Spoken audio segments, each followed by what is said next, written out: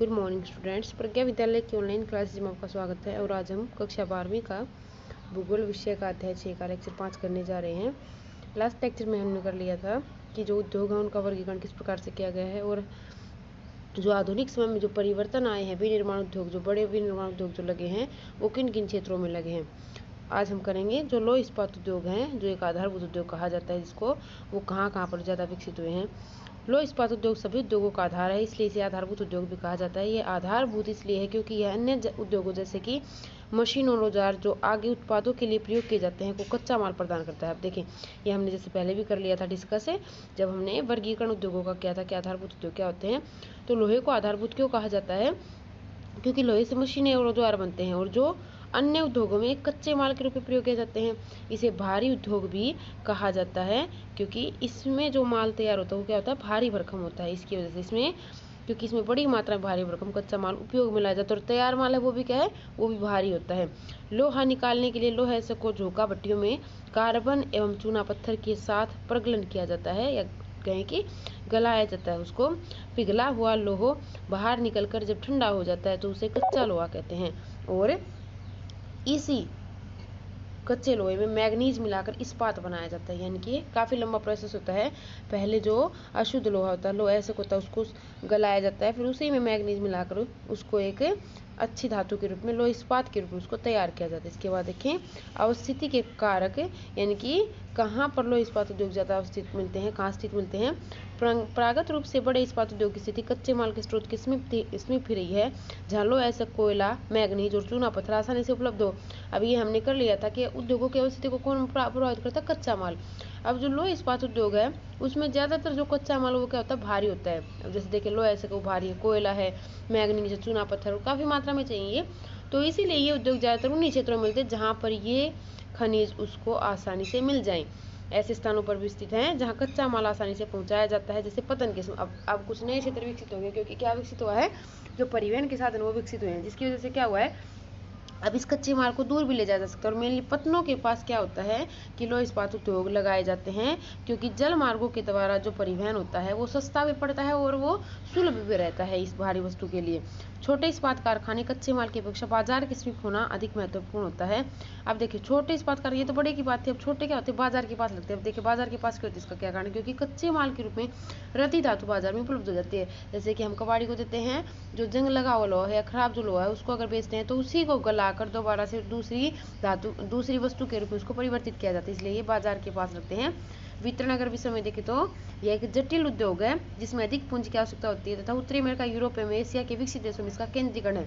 वैसे तो लगभग पूरे विश्व में ही लोह इस्पात उद्योग पाए जाते हैं, लेकिन सबसे ज़्यादा लोह इस्पात उद्योग विकसित हुए हैं उत्तरी अमेरिका में, यूरोप में और एशिया के विकसित देशों में। संयुक्त राज्य अमेरिका में उत्पादन करने वाले प्रमुख क्षेत्र उत्तर अप्लेशियन प्रदेश, पीटर्सबर्ग महान झील क्षेत्र तथा एटलांटिक तट हैं। अब अगर देखें अप्लेशियन जो प्रदेश है वो सबसे ज़्यादा विकसित है और उसमें पीटर्सबर्ग है, बहुत ही फेमस क्षेत्र, ये पहले से ही रहा है लेकिन अब इसका विकास थोड़ा सा कम हो गया है। महान झील क्षेत्र में 5 झीलें आती हैं।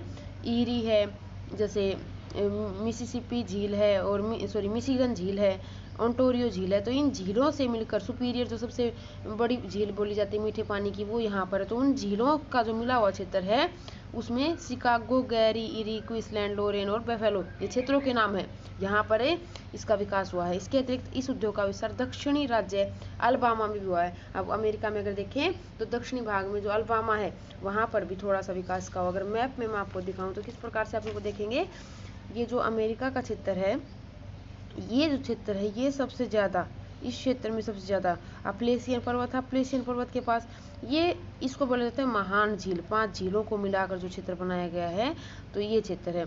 और थोड़ा सा भाग जैसे नीचे की ओर, तो मुख्यतः तो देखें तो पूर्वी और दक्षिणी भाग जो अमेरिका का है वहाँ पर इस उद्योग का विकास हुआ है। इसके बाद देखिए अगला, पीटर्सबर्ग क्षेत्र का महत्व घट रहा है। इस क्षेत्र को जंग का कटोरा के नाम से पुकारा जाता है। अब क्या हो गया, पीटर्सबर्ग को क्या कहते हैं, जंग का कटोरा। जैसे आपको एक छोटा क्वेश्चन में आता है कि जंग का कटोरा के नाम से कौन सा लोह इस्पात क्षेत्र जाना जाता है, तो वो पीटर्सबर्ग ही है। और ऐसा क्यों हुआ है, क्योंकि यहाँ पर अब लोह इस्पात कम पड़ने लगा है, लोह ऐसे को कम मिलने लगा, इस वजह से। यूरोप में Great Britain, Germany, Belgium, Netherlands, Luxembourg एवं सोवियत रूस इसके प्रमुख उत्पादक हैं।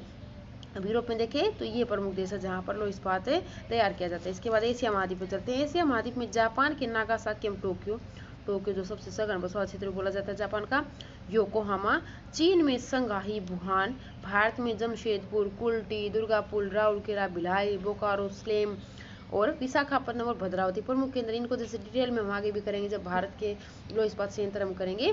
तो ये क्षेत्र एशिया महाद्वीप के हैं। तो मुख्यतः 3 ही देशों में देखे हमने, जापान में जैसे हैं टोक्यो, जापान आपका ये देश है, जापान में है, चीन का इधर ये बेल्ट बनती है पूर्वी जो भाग है वो, और भारत में लगभग देखें तो जो तटीय क्षेत्र हैं उनमें ही ज़्यादा पाए जाते हैं, इधर पूर्वी और दक्षिणी भागों में ज़्यादा ही मिलते हैं। इसके बाद देखें सूती कपड़ा उद्योग, ये भी एक प्रमुख उद्योग माना जाता है। इस उद्योग में सूती कपड़े का निर्माण हथकरघा, बिजली करघा और कारखानों में किया जाता है। अगर मैं कहूँ कि सूती कपड़ा उद्योग के सेक्टर कितने हैं, आज का एक क्वेश्चन भी रहेगा आपका कि सूती वस्त्र उद्योग के सेक्टर कितने हैं, तो वो 7 सेक्टर बनते हैं, सॉरी 3 सेक्टर बनते हैं इसके। क्वेश्चन नंबर 7 आपका रहेगा हथकरघा, बिजली करघा और कारखाने। कारखाना को जैसे मिल भी बोला जाता है।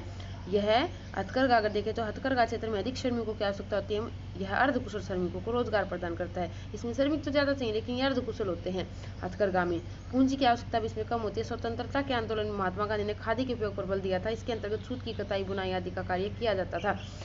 यानी कि महात्मा गांधी के समय में आपको याद होगा कि जब हमने स्वतंत्रता आंदोलन पढ़े तो महात्मा गांधी ने सूती वस्त्रों, खादी के उपयोग पर अधिक बल दिया था, क्योंकि इससे क्या हुआ था, देश में लोगों को रोजगार भी मिला था और स्वदेशी अपनाने का स्वदेशी जो वस्त्र पहनने के लिए महात्मा गांधी ने जो सहयोग किया था उसकी वजह से इनका महत्व बढ़ गया था। इसके बाद दूसरा देखिए बिजली करघा। बिजली करघों से कपड़ा बनाने में यंत्रों का प्रयोग किया जाता है, अतः इसमें श्रमिकों की कम आवश्यकता पड़ती है, उत्पादन अधिक होता है, ये बिजली करघा। और तीसरी बात करते हैं कारखाना या फिर मिल। कारखानों में कपड़ा बनाने के लिए अधिक पूंजी की आवश्यकता होती है, परंतु इसमें अच्छे प्रकार के कपड़ों का अधिक मात्रा में उत्पादन किया जाता है। अगर मैं कहूँ मेनली कारखानों में जो कपड़ा तैयार हो जाता है वो ज़्यादातर बाहर ही एक्सपोर्ट किया जाता है। मुंबई का तो ज़्यादातर जो कपड़ा है वो बाहर के देशों में निर्यात किया जाता है। तो 3 क्षेत्र आगे हैं, हथकरघा, बिजली करघा और कारखाने। इसके बाद देखिए अवस्थिति के कारण। अब उद्योग जब हम पढ़ते हैं कोई भी तो उसकी अवस्थिति के कारण होते हैं कि वो वहाँ कहाँ पर स्थित किया जाए। तो अब सूती वस्त्र उद्योग भी क्या है, कच्चे माल पर आधारित उद्योग है जिसमें कपास की जरूरत होती है। देखिए कहाँ होगा ये, सूती वस्त्र निर्माण के लिए कच्चे माल के रूप में अच्छी किस्म की कपास से विश्व के 50% से अधिक कपास का उत्पादन चीन, भारत, अमेरिका, पाकिस्तान, उज्बेकिस्तान और मिस्र में किया जाता है। ये वो देश है जहाँ पर सबसे अच्छी प्रकार की कपास जैसे उगाई जाती है। विश्व की 50% जो कपास यहाँ पर मिलती है अच्छी किस्म की।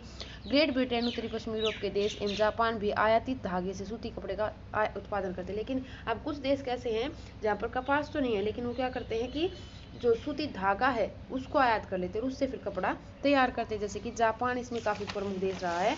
इसके बाद देखें अकेला जो यूरोप है वो विश्व का लगभग आधा कपास आयात करता है। वर्तमान में इस उद्योग को कृत्रिम रेशे से प्रतिस्पर्धा करनी पड़ती है, जिसके कारण अनेक देशों में इसमें नकारात्मक प्रवृत्ति देखी जा रही है। अब ये उद्योग क्या हुआ है कि थोड़ा सा इसको अब कंपटीशन करना पड़ता है कृत्रिम रेशा जब से आया है उसके बाद से। ठीक है, ये हमारा कंप्लीट हो गया। अब हमारा नेक्स्ट जो टॉपिक है वो है उच्च प्रौद्योगिकी उद्योग की संकल्पना।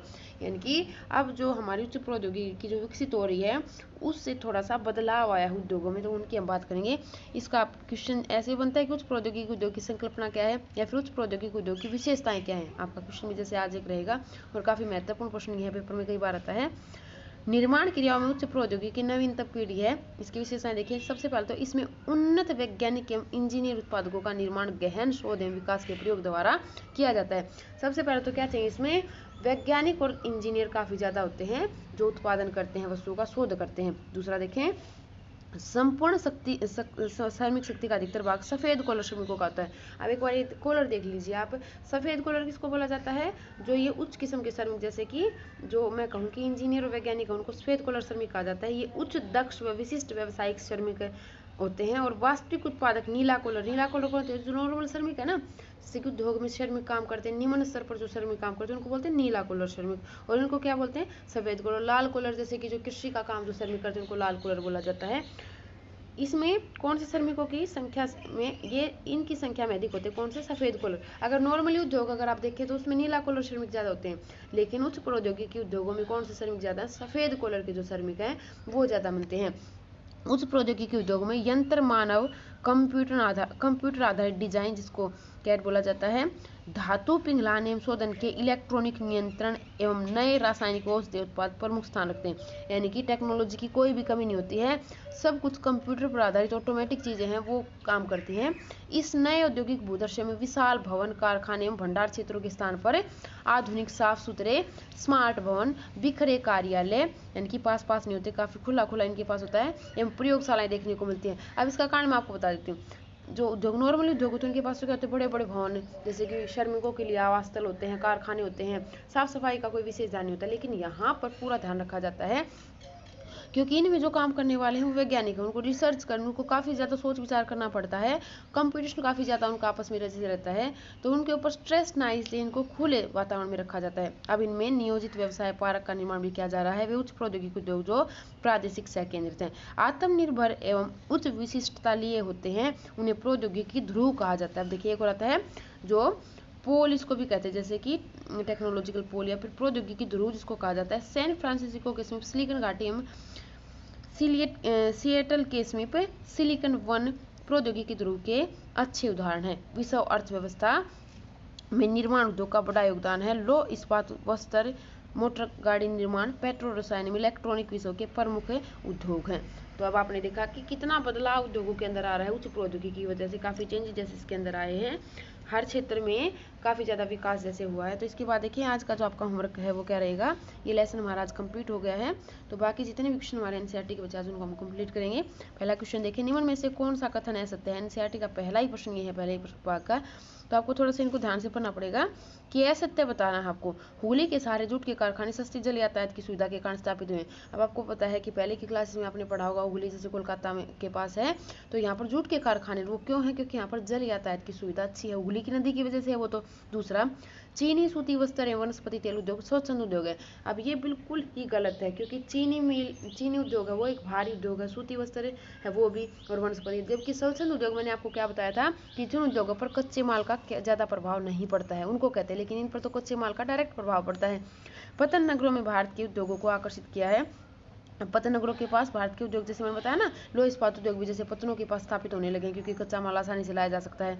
और लास्ट है, खनिज तेल एवं जल विद्युत शक्ति के विकास ने उद्योगों के अवस्थिति कारक के रूप में कोयला शक्ति के महत्व को कम किया। जब हमने उद्योगों के अवस्थिति के कारण पढ़े तब मैंने आपको बताया था कि पहले तो कोयले का महत्व ज़्यादा था उद्योगों में कच्चे माल के रूप में, लेकिन अब जल विद्युत का महत्व और खनिज तेल का महत्व बढ़ने के कारण कोयले का प्रभाव थोड़ा सा कम हो गया है। तो इसका जो आंसर है, गलत आपसे पूछा तो गलत जो रहेगा वो ये रहेगा कि चीनी सूती वस्त्र और वनस्पति उद्योग स्वच्छंद उद्योग है, क्योंकि ये स्वच्छंद उद्योग नहीं है, इनके ऊपर कच्चे माल का ज्यादा प्रभाव देखने को मिलता है। इसके बाद देखिए अगला, निम्न में से कौन सा एक जोड़ा सही मेल खाता है। ये भी आपका एनसीईआरटी का क्वेश्चन नंबर फर्स्ट का जो है फोर्थ पार्ट है। पहला देखें, स्वचालित वाहन उद्योग लॉस एंजिलस, पोत निर्माण उद्योग लुसाका, वायुयान निर्माण उद्योग फ्लोरेंस। इन तीनों का कहीं भी जिक्र आपने पूरे अध्याय में कहीं भी नहीं किया। लो इस्पात उद्योग पीटर्सबर्ग। तो आपसे सही पूछा है, तो सही कौन सा है, ये है। अब कई बच्चे क्या है कि गलत, जब उनसे पूछा जाता है कि गलत सारे दे दिए जाते हैं, लेकिन वो गलत को देख के ये सोचते हैं कि क्वेश्चन काफ़ी टफ है, लेकिन ऐसा नहीं होता है। आपने जो लेसन में पढ़ा उसी में से एक सही आपको छांट के दिया जाता है। जब ये आप देखते हैं कि लो इस्पात उद्योग पीटर्सबर्ग, तो अभी मैंने आपको बताया था अमेरिका का काफ़ी प्रमुख क्षेत्र है, लेकिन अब ये जंग का कटोरा के नाम से जाना जाता है। तो इसका सही आपसे पूछा तो सही है, बाकी सारे गलत है, क्योंकि इनका हमने कहीं जिक्र ही इस लेसन में नहीं किया। इसके बाद अगला देखें, अधिकतर देशों में उच्च प्रौद्योगिकी उद्योग प्रमुख महानगरों के परिधि क्षेत्रों में क्यों विकसित हो रहे, व्याख्या कीजिए। भी एनसीईआरटी का क्वेश्चन नंबर 3 का तीसरा पार्ट है।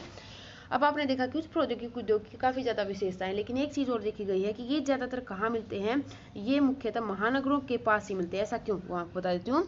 उच्च प्रौद्योगिकी उद्योग महानगरों के परिधि क्षेत्र में पाए जाते हैं, परिधि क्षेत्र उसके आसपास के क्षेत्र में इसलिए विकसित हुए क्योंकि ये क्षेत्र अधिक अनुकूल साबित होते हैं।